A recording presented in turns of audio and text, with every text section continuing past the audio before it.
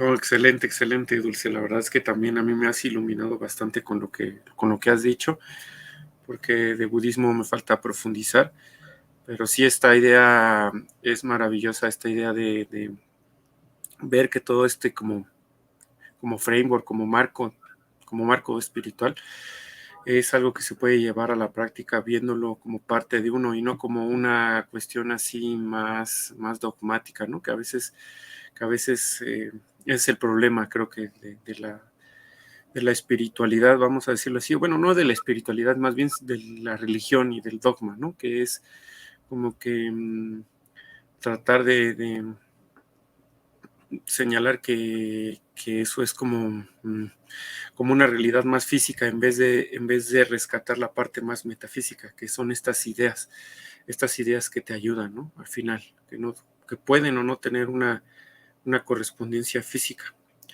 como dices, ¿no? Y eso es algo que en muchas culturas se ha trabajado. El problema creo que es un poco el dogmatismo, ¿no? Que en algunas religiones, sobre todo las judio-cristianas, eh, el concepto metafísico o la enseñanza metafísica se pierde y lo que se queda es el dogma o la superstición de lo físico sin saber el origen, ¿no?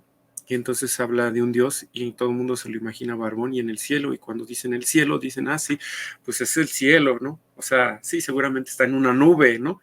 Este, pero, pero más bien es un concepto metafísico que a veces se les olvida a las personas, ¿no? Religiosas, creo yo.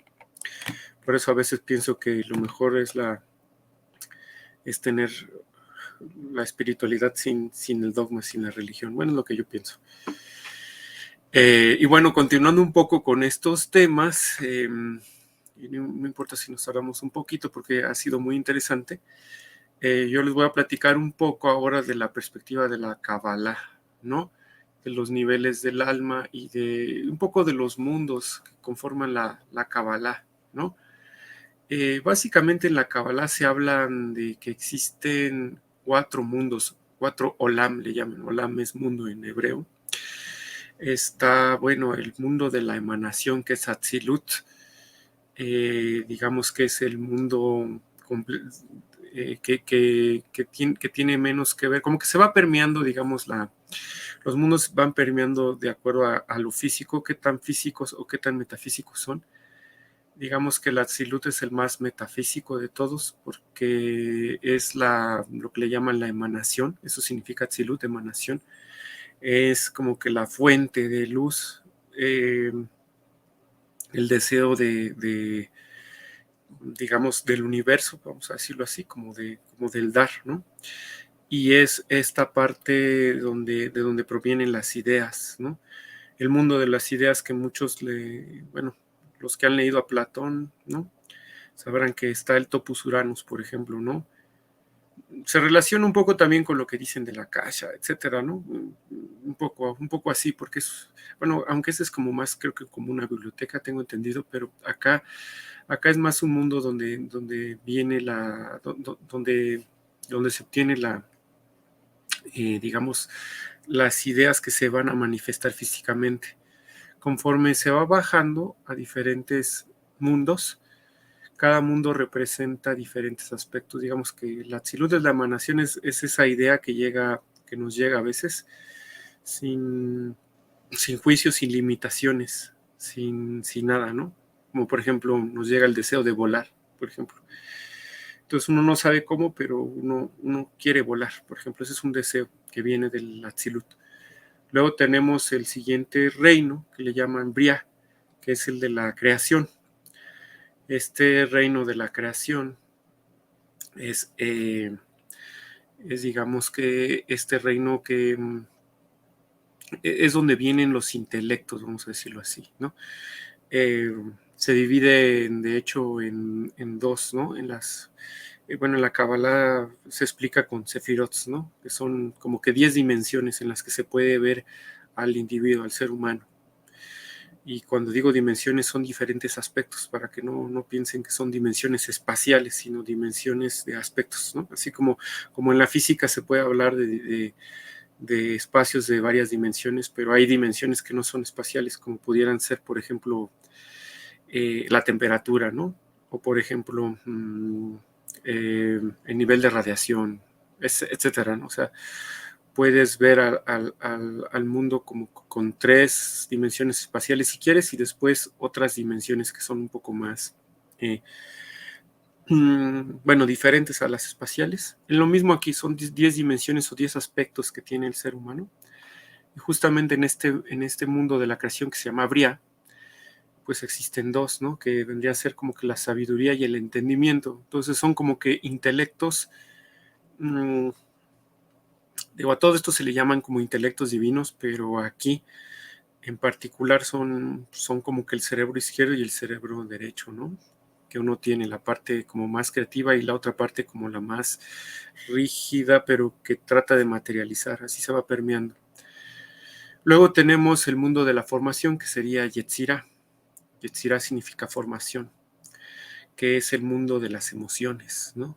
Que como ven ya nos acercamos más ya a lo físico. Las emociones, si uno las piensa, son como que esta parte,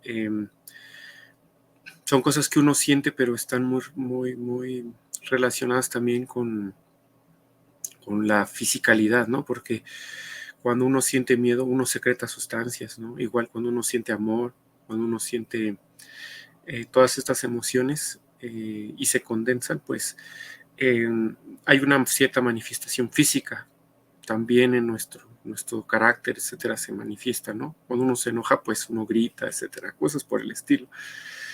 Luego, finalmente, tenemos el mundo ya que es el más material de todos, vamos a decirlo así, que es el mundo de Asia o del mundo de la acción, ¿no?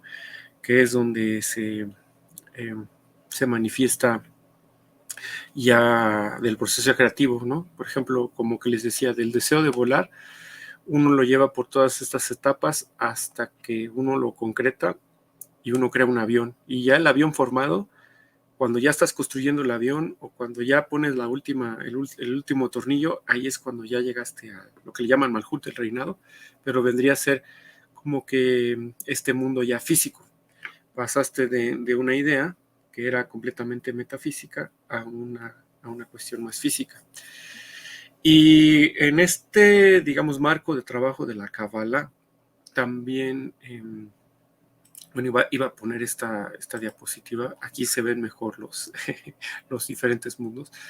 Lo que se ven ahí es el árbol de la vida y cada una de estas rueditas que se ven ahí son las 10 dimensiones que les comento. Tienen distintos nombres en hebreo y no quisiera detenerme en cada una de ellas porque me voy a echar mucho tiempo, pero sí decirles que, digamos que solo por curiosidad y para que lo tengan ahí presente, los cabalistas, de hecho, no tienen como que un dogma, como que estudian la Torah, porque la Kabbalah es el cuarto nivel de entendimiento y el más profundo de la Torah, que es el metafísico y el místico, en realidad. Bueno, algunos dicen que es el místico, pero yo digo que es más el metafísico en el sentido de que son conceptos que te pueden servir y que esa es la parte importante, ¿no? Aplicarla a la vida diaria, ¿no?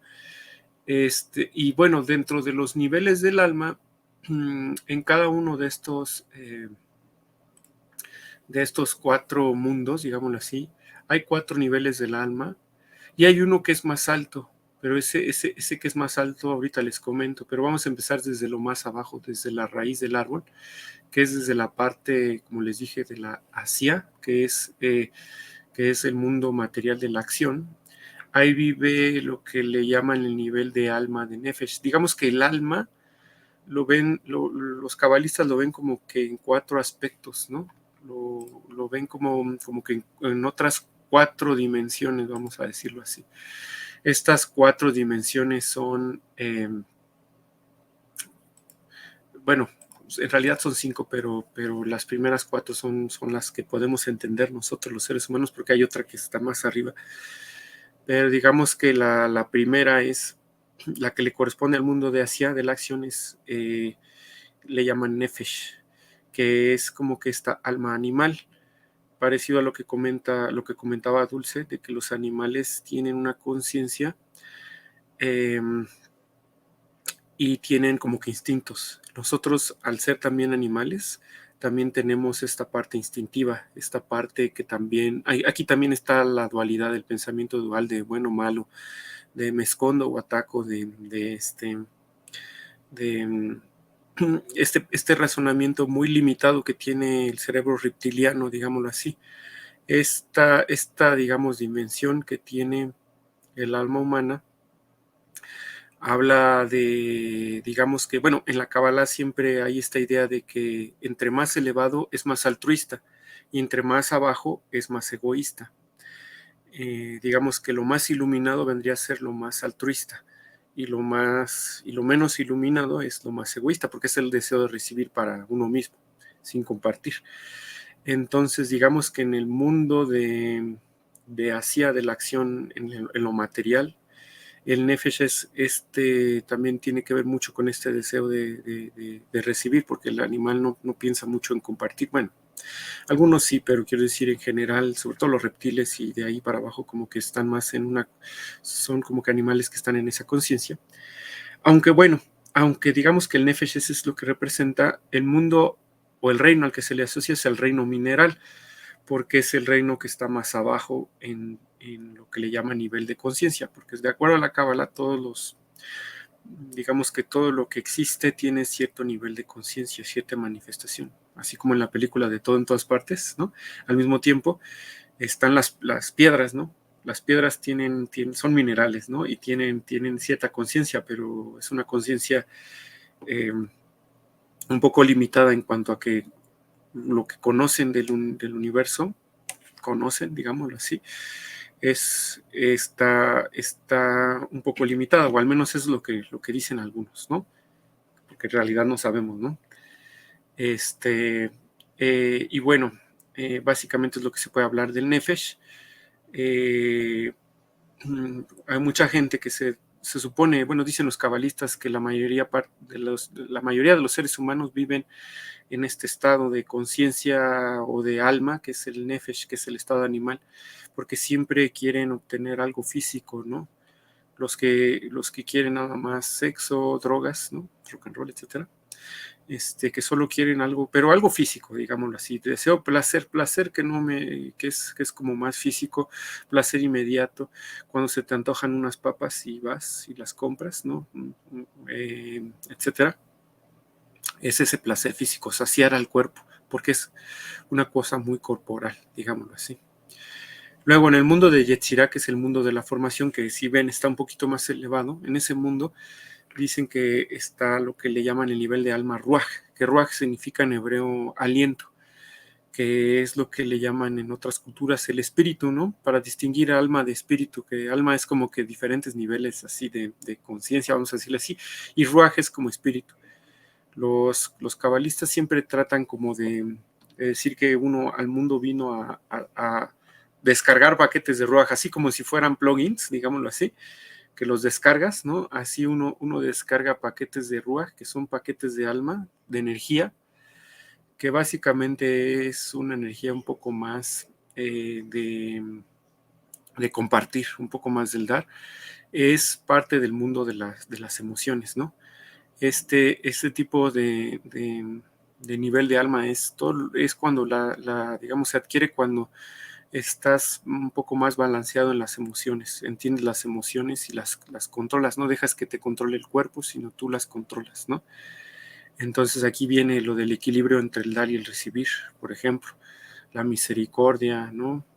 La persistencia para alcanzar la victoria o la humildad para encontrar el verdadero esplendor, que es esa precisamente la humildad, ver la belleza en toda la creación y regocijarse de esa belleza, ¿no?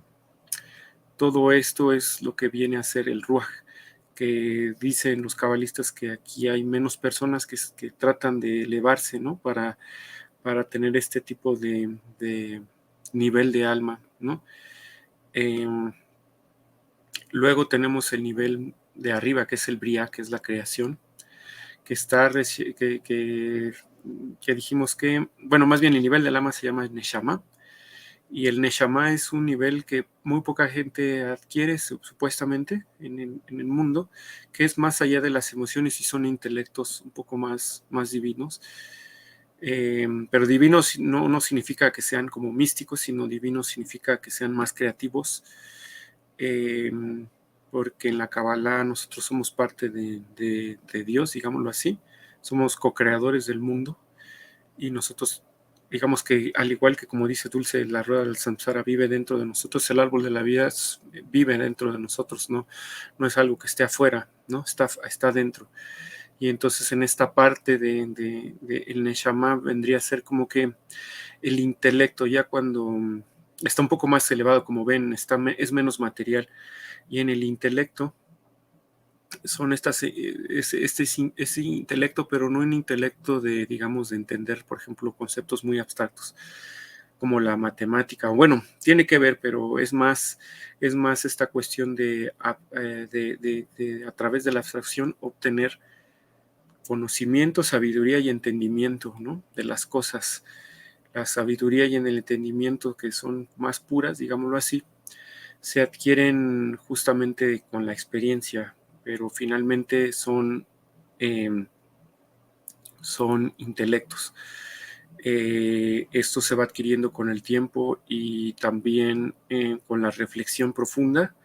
Por eso dicen que este nivel es difícil de alcanzar para muchos, porque es cuando empiezas a comprender cómo funciona el mundo, o al menos dicen los cabalistas, cómo funciona en el sentido metafísico, es decir, cuando empiezas a salirte de la Matrix, vamos a decirlo así, y empiezas a ver cómo funciona por dentro la Matrix y puedes materializar mejor y entender cómo funciona. Entender y ser sabio y conocer realmente eh, cómo funciona todo este sistema, eso se podría decir que es Neshama, o al menos así es como lo tengo entendido. Luego tenemos el mundo de Atzilut, la emanación, y aquí está el nivel que le llaman Hayá.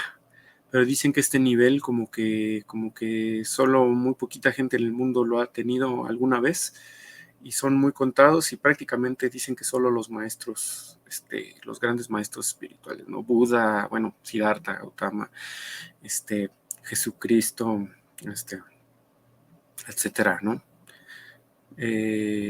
Diferentes personas que dicen que son personas que vienen al mundo, que ya tienen, o sea, que ya tienen un crecimiento en todos estos niveles de conciencia en su alma en general, reencarnada, pero que solo encarnan para, digamos, para transmitir algún conocimiento específico. Ellos tienen este nivel que es como que el de la iluminación, que es como que el tener la conciencia plena, me parece que es como que ya no tienen ego, digámoslo así, ¿no? O bueno, no que ya no lo tengan, sino que um, ya se sienten como parte del todo, etcétera. Un concepto que creo que para la mayoría no está del todo, bueno, está a nuestro alcance porque otras personas lo han tenido supuestamente, pero son como que muy contados esos casos.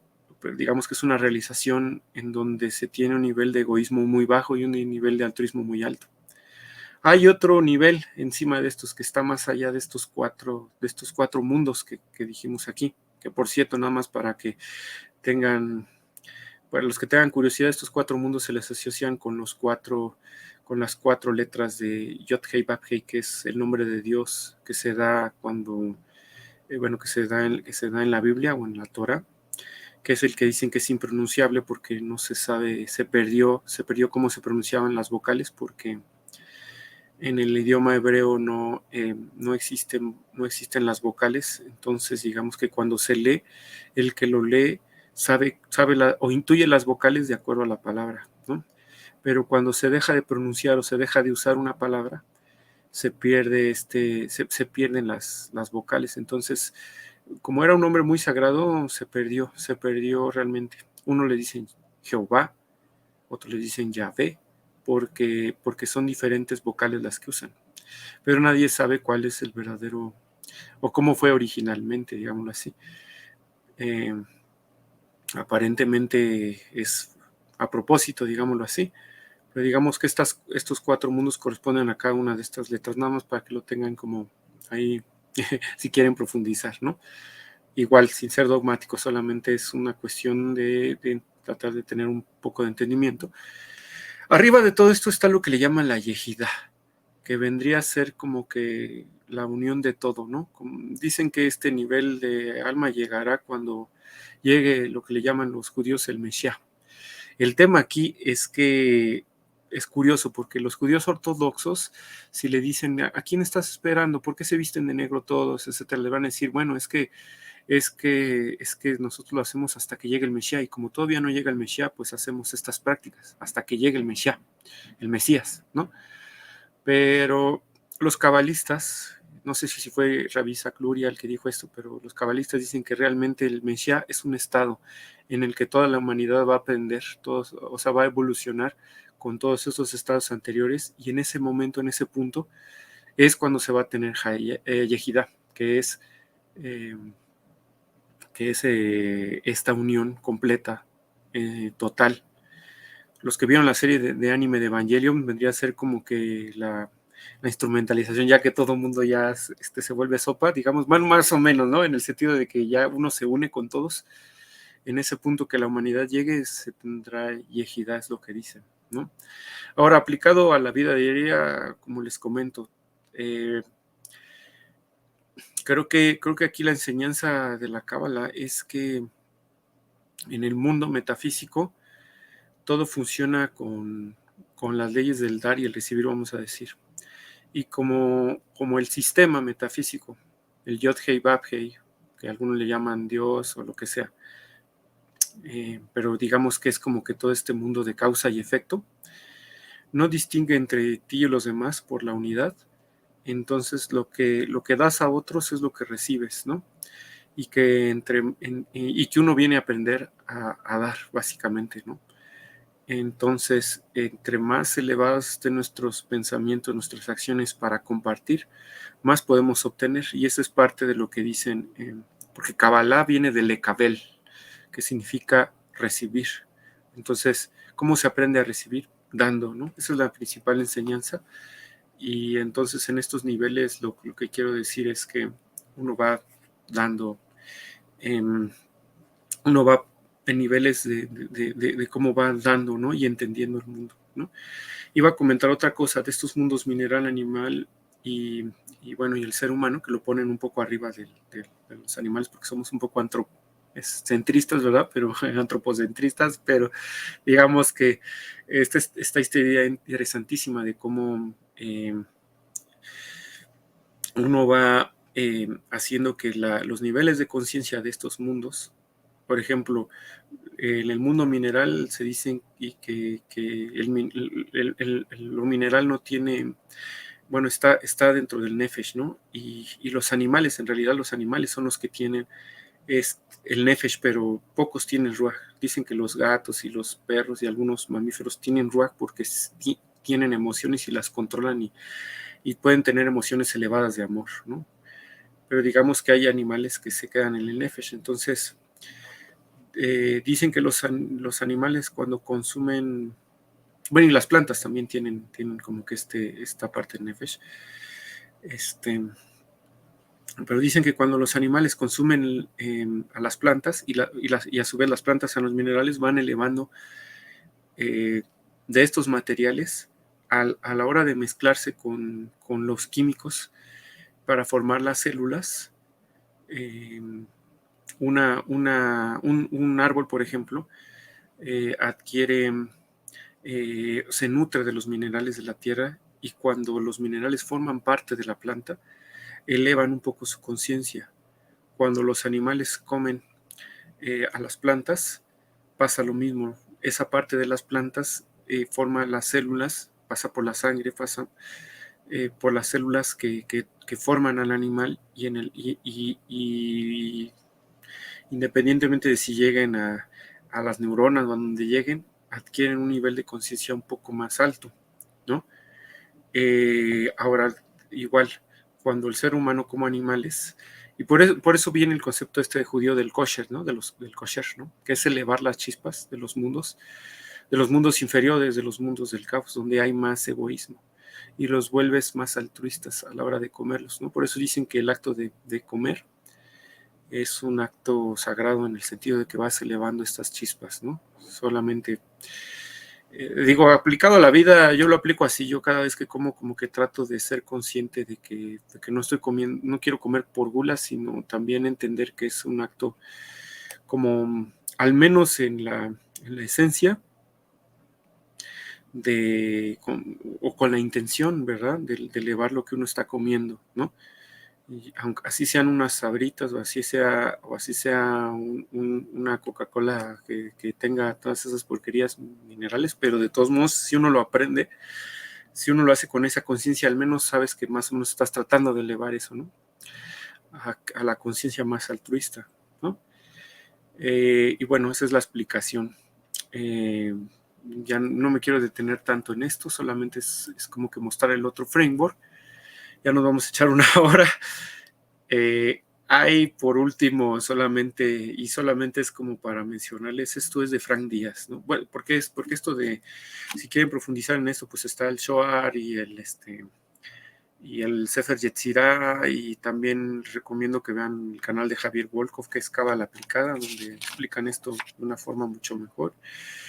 Pero digamos que en la parte de la náhuatl de México, Tenochtitlan, y bueno, no solo de México, en realidad de todo lo que le llaman Anáhuac, que es una región que está más o menos de Sudamérica hasta gran parte de Sudamérica, perdón, de Mesoamérica hasta gran parte de Sudamérica, sí. Que es como en el pasado tenían conformadas las diferentes culturas de aquí, de América, dividido su mundo. Estaba Norteamérica, que no recuerdo si le llamaban de otra forma o si se considera parte de Anáhuac, y en la parte del sur pues está Tahuantinsuyo, que es toda esta parte de los incas, Bolivia, etcétera. En la parte de Anáhuac se tenía un sistema, en general todos tenían este mismo sistema, que es el árbol de Tamanchán, aunque al que algunos le llamaban diferente, los mayas le llamaban diferente, etcétera, pero más o menos es el mismo framework. Y la verdad, bueno, esta información, el experto en esto es Frank Díaz, que lo ha estudiado mucho, es un cubano mexicanizado, pero que la verdad, mis respetos, sabe hablar náhuatl. Fundó una cosa que le llama la iglesia tolteca, aunque de iglesia no tiene tanto porque no tiene esta parte de los dogmas, y yo les recomiendo que revisen esta información con él. Pero digamos que aquí muestra el Tamanchán como un árbol, pero que se representa aquí como ¿dónde tengo esto? ¿Dónde tenía esto? Se representa como tres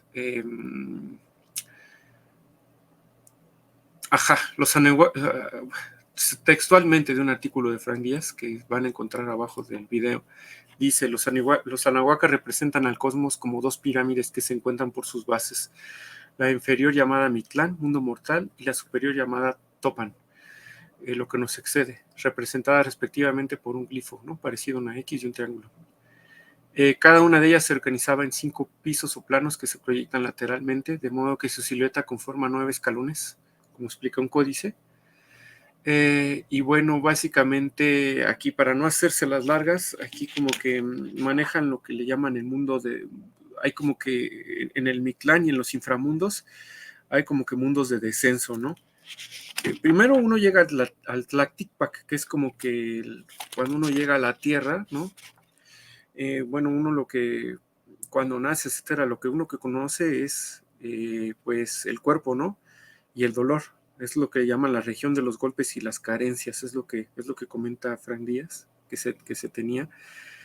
Y aquí debo de hacer la distinción que muchas veces cuando se habla de esto de los inframundos, en el mundo en el mundo tolteca, en el mundo de los mexicas, de las culturas que habitaron mucho en México, sobre todo, aunque también en parte de Sudamérica, Guatemala, etcétera, se piensa que es como que son como conceptos así como el cielo cristiano, que te mueres y te vas allá, pero acá como lo comenta Frank Díaz, Se piensa que también es como la cábala en el sentido, como la cábala en el sentido de que es más metafísico y que también este árbol vive dentro de uno y que los inframundos son niveles de conciencia y también los supramundos.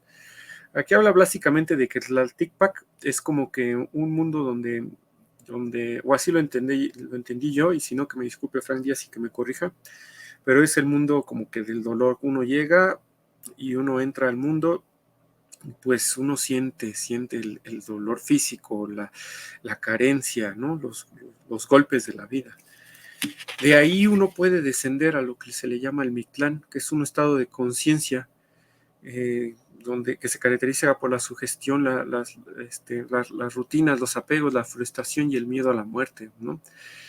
Esto cuando lo leí lo entendí como que es esta parte justamente animal que comentaba Dulce, o que también comentaba, bueno, en el budismo, también en la Kabbalah como el Nefesh, y en este caso en el Mictlán, que es como esta parte egoísta de que el individuo eh, trata de solamente tomar para él, ¿no? Y aquí dicen que los mixtecas, o sea, los que habitan en el Mictlán, son los individuos holgazanes, parásitos y depravados, ¿no? Su estado de conciencia se caracteriza por la confusión, el olvido, la inquietud, la amargura, el desespero y el cinismo, ¿no? Pero bueno, en los mundos del ascenso, por fortuna también hay mundos del ascenso y me parece que 4, son el Tlalocan, que es el lugar de Tlaloc, Tonalcan, el lugar de la luz, Tlapalan, el lugar de los colores o la sabiduría, y Nahualcan, el lugar de los nahuales, ¿no? Nada más para hacer un breve repaso y ya terminamos este video. Dicen que en el Tlalocan es que los mixtecas, o sea, los que estaban en el Mictlán, pero que vencen al egoísmo y se vuelcan en el servicio a la comunidad, ascienden a lo que le llaman el Tlalocan, ¿no? Que es el mundo fluido regido por Xatituque, ¿no? La falda de Hades y Tlaloc, ¿no? Vino de la tierra, vamos a decirlo así. Entonces uno se convierte en Tlaloca cuando te vuelves útil para otras personas, los obreros, los campesinos, los comerciantes, los maestros, los científicos y los artistas. Por cierto, estoy leyendo este librito que es el de Tamanchán de Frank Díaz, pero hay un artículo que está en internet que tiene todo el mismo contenido, por si quieren profundizar. Arriba está el Tonalcan, que es el Tlaloca, o sea, los que ya estaban en el nivel de Tlaloc, del Tlalocan. En el Tonalcan, tonal es la luz, y dice que aquí básicamente es el que vence el miedo a la muerte y entra la batalla cósmica entre las fuerzas evolutivas e involutivas, ¿no? Entonces, los guerreros, los líderes, los que realmente no le tienen miedo a la muerte, los que superan el verdadero miedo a la muerte y pueden incluso sacrificarse si es necesario, son los que adquieren el nivel de Tonalcan. Entonces es un nivel de altruismo superior, si lo ven también, ¿no? Porque es ser capaces de poder sacrificarse por los demás, que no quiere decir que sea lo mejor, pero si es necesario, se puede. Luego arriba de esto está la pala, ¿no? Que son los tonaleques, o sea, los que vivían en el Tonalcan, ¿no? Son los que ya vencen al ego y emprenden la batalla por la iluminación. Estos son los que ya han alcanzado cierto nivel de iluminación, que vendría a ser, yo lo interpreto como los que ya llegan al nivel de Neshama, digámoslo así, que ya tienen ciertos intelectos de cómo funciona el mundo metafísico, o al menos así lo interpreto yo. Y bueno, tienen aquí a Quetzalcóatl, ¿no? Que es este símbolo de cómo la serpiente que se arrastra, que está en el piso, ahora tiene alas y está arriba, ¿no? Y finalmente el más elevado de todos para los anáhuacs, para la gente de Anáhuac, ¿no? Era el mundo del Nahualcan, los nahuales, que es el mundo de la transformación, regido por Tezcatlipoca, humo del espejo, ¿no? Personificación de la percepción, y se convierte en un nahuali, sabio doble. Se supone que si superas tú la embriaguez de la iluminación, puedes llegar a ser pues un nahual, que es un concepto del cual no se puede hablar en un solo video. Entonces vamos a cerrar esto simplemente esperando que lo que les compartamos haya sido de su utilidad. Nos echamos una hora, pero vale la pena que bueno, si llegaron aquí es que ya lo vieron. Y bueno, finalmente no sé si tengas algo que comentar, Dulce, al fin que ya nos echamos nuestras horas aquí hablando. No, pues creo que, como bien mencionas, estos temas sí son bastante amplios. Son temas para tratar, la verdad, a veces una vida, ¿no? O sea, para entenderlos, realmente integrarlos. Esto nada más es una invitación para que pues vivamos más presentes, más vivos, más conectados con el universo en el que estamos. Creo que, bueno, siempre ha sido, ¿no? Pero más, bueno, yo creo que siempre ha sido. Iba a decir que hoy en día con tantas distracciones que tenemos, pero no, no, realmente el ser humano le gusta mucho distraerse Sí, siempre, siempre. Las generaciones nuevas y siempre dirán lo mismo. Ujú. sí, también hago así como memoria de los abuelos y demás, se distraían con otras cosas, ¿no? Sí, El chiste es que siempre nos encanta tener algún drama, alguna cosa con que distraernos, ¿no? Y, y más que nada, toda esa inercia a veces de lo que vamos viviendo, de las noticias, de cualquier cosa que pasa fuera de ti, eh, te saca de tu centro, ¿no? Y de tu capacidad de observación y de apreciación del universo. Entonces creo que todo este trabajo que hicieron los ancestros, ¿no? Tanto del lado de los budistas como en la Kabbalah, como en esta parte de los anahuacas también, y de muchos otros mundos, civilizaciones, culturas que existen, que conocemos y también las que desconocemos, eh, pues fueron el resultado de los estudios de mucha gente que se detuvo, que dijo, bueno, vaya, todas esas cosas están ahí, la vida sigue, pero puede esperar un momento. Y en este momento que espera, yo me dedico a observar, ¿no? La creación y me dedico a observar como los seres y todas las cosas que existen y a generar mis conceptos, ¿no? Lo que nosotros estamos abordando son conceptualizaciones o como formas de entender, de agrupar. Yo lo veo como esquemas también, ¿no? Como esquematizar una existencia que es tan grande, tan infinita, tan maravillosa, que, bueno, ahora cómo le transmito a otro esto que yo vi, que yo sentí. Ah, bueno, hago este dibujo, ¿no? El árbol de la vida, o hago esto, ¿no? Y donde puedo plasmar mis entendimientos y así lo comparto. Pero hay algo que también se supone que todos los que vivimos, no quiero volver a darles una clase de esto, no se espanten.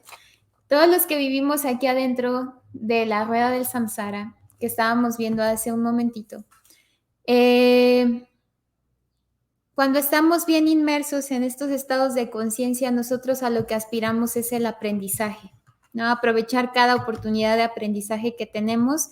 Y en este sentido, los más privilegiados somos los seres humanos. Los seres humanos somos los que tenemos más posibilidades de aprender y de liberarnos, más que los devas, inclusive. Por eso muchas veces hablan que hasta los asuras también por eso nos tienen envidia, ¿no? Porque el ser humano es el que tiene más privilegios en este sentido, pero por las cualidades, ¿no? De nuestra conciencia, de nuestra mente, es que nosotros tenemos el privilegio de renacer como seres humanos y que desde aquí podemos aprender.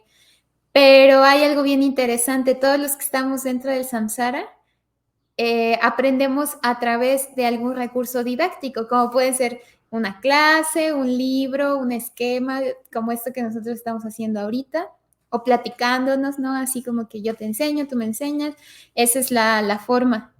Pero para llegar a un grado realmente más allá de la rueda del samsara, a un grado superior de conciencia, la sabiduría se encuentra, adivinen dónde, adentro de uno, adentro de uno, y ya no viene de un libro, esa así es la, es. esa es la huella, ¿no? Esa es la marca especial que tiene el conocimiento de los budas o de los seres iluminados. Es que ese conocimiento ya no viene por la vía didáctica. La vía didáctica, a mi punto de vista, tiene el propósito de neutralizar toda la ignorancia y pues toda la basurita con la que nos hemos ido empañando, ¿no? Nuestras figuras originales, pero eh, tu ser original no necesita ningún libro ni necesita nada. O sea, el ser original Exacto. es la propia fuente de conocimiento. Entonces, pues yo nada más los invito a eso, a que se van de aquí medio agobiados, aburridos, o por el contrario, muy contentos y con muchas ganas de estudiar, salgan y observen el mundo, observen a los seres pequeñitos que hay afuera, a los insectos, a las plantas, a los seres grandes también, a la tierra, al mar, al viento, y sobre todo, obsérvense ustedes mismos. Esa es la más difícil, porque realmente cuando te observas a ti mismo y te das cuenta que todo esto existe aquí adentro, que están ahí esos demonios, esos mundos de descenso, pero que también están ahí esos mundos de ascenso, ahí es donde empiezan los verdaderos retos. No nada más es el saberlo, los verdaderos retos es cómo integras esto, cómo lo integras sin que sea una lucha también, ¿no? Entonces, pues ahí les dejo de tarea. Ámense mucho, obsérvense mucho, conozcan mucho el universo. Exactamente. Somos seres infinitos, somos maravillosos. Exactamente, la percepción es lo que, bueno, la atención, la observación hacia uno, hacia adentro de uno es lo importante. Es lo que dicen que es la diferencia entre un místico y un religioso, que el religioso va a que alguien le trate de decir, mira, yo conozco a Dios y por eso debes de escucharme a mí. Pero el místico no, el místico dice, no, yo quiero tener esta experiencia con Dios o con uno mismo, con el universo, como le quieran llamar, ¿no? Pero bueno, pues los dejamos ya para ya cerrar este pequeño videito de 1 hora con 10 minutos, pero creo que valió la pena. Cuídense y nos estamos viendo para el próximo episodio, que se va a poner también muy bueno. Hasta luego y que les vaya muy bien sus vidas.